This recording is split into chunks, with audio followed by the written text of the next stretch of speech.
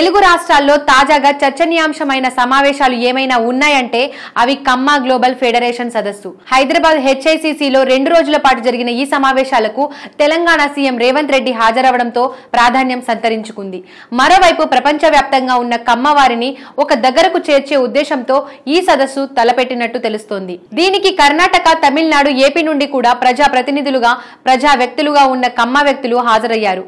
ఇతర దేశాల్లో స్థిరపడి ఆయా రంగాల్లో రాణిస్తున్న వారు పాల్గొన్నారు. కేజీఎఫ్ కమ్మ గ్లోబల్ ఫెడరేషన్ పేరిట సమావేశాల వెనుక ప్రధాన పాత్ర పోషించినది జెట్టి కుసుమకుమార్. దీంతోనే ఇంతటి పెద్ద ఎత్తున సమావేశాల నిర్వహణకు కారణమైన ఎవరి ఆయన అనే చర్చ మొదలైంది. ఆయన నేపథ్యం ఏమిటనే ఆరాలు తీయడం జరుగుతోంది. జెట్టి కుసుమకుమార్ పక్కా కాంగ్రెస్ వాది, తెలంగాణకు చెందిన నాయకుడు. స్వస్థలం సంగారెడ్డి. ఆయన తండ్రి స్వతంత్ర సమరయోధులు. అలా కాంగ్రెస్ తో అనుబంధం పెనవేసుకున్నారు. వాస్తవానికి కమ్మ సామాజిక వర్గంలో అత్యధికులు తెలుగుదేశం వ్యవస్థాపన అనంతరం ఆ పార్టీకి బలమైన మద్దతుదారులుగా మారారు. కానీ కుసుమకుమార్ మాత్రం మొదటి నుండి కాంగ్రెస్ లోనే కొనసాగారు. అంతేకాదు సంగారెడ్డి మాజీ ఎమ్మెల్యే, టీపీసీసీ వర్కింగ్ ప్రెసిడెంట్ తూర్పు జగ్గారెడ్డికి అత్యంత సన్నిహితులు. కుసుమకుమార్ కాంగ్రెస్ అధికార ప్రతినిధిగా వ్యవహరించారు. ఢిల్లీలో కాంగ్రెస్ అధిష్టానం వద్ద బలమైన పరిచయాలు ఉన్నాయి. జగ్గారెడ్డిని కాంగ్రెస్ అధిష్టానికి దగ్గర చేసింది ఆయనే. జగ్గారెడ్డిని హైకమాండ్ తో నేరుగా టచ్ లోకి తీసుకెళ్లేంత పరిచయాలు కుసుమకుమార్ కు ఉన్నాయి. కాగా మాజీ సీఎం వైఎస్ తో, తెలంగాణ ప్రస్తుత సీఎం రేవంత్ రెడ్డితో ఒకే విధమైన సాన్నిహిత్యం ఉన్న నాయకుడు ఈయన.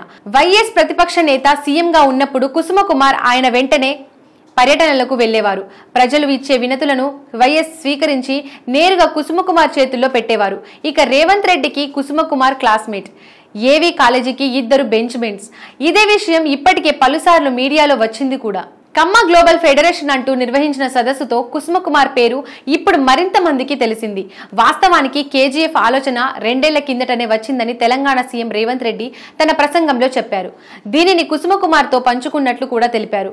అంటే తెలంగాణలో, మరీ ముఖ్యంగా గ్రేటర్ హైదరాబాద్ లో చాలా నియోజకవర్గాల్లో ప్రభావం చూపగల బలమైన కమ్మ సామాజిక వర్గాన్ని కాంగ్రెస్ వైపు మళ్లించే ప్రయత్నం ఇది అనుకోవాలి. బీఆర్ఎస్ ఆధిక్యానికి గండి కొట్టే ఆలోచన కూడా. కాగా కుసుమకుమార్ దశాబ్దాలుగా కాంగ్రెస్ తో బంధం ఉన్నప్పటికీ ఇప్పటి వరకు పార్టీ పదవులే తప్ప ఆయన ప్రజా ప్రతినిధిగా ఎన్నికవలేదు. ప్రభుత్వంలోనూ ఎలాంటి పదవులు చేపట్టలేదు. దీనికి కారణాలు ఆయన వ్యక్తిగతమా లేక పార్టీ పరంగానా అన్నది తెలియలేదు. ఇక మీదట కుసుమకుమార్ కు మంచి ప్రాధాన్యం దక్కే అవకాశం ఉంది.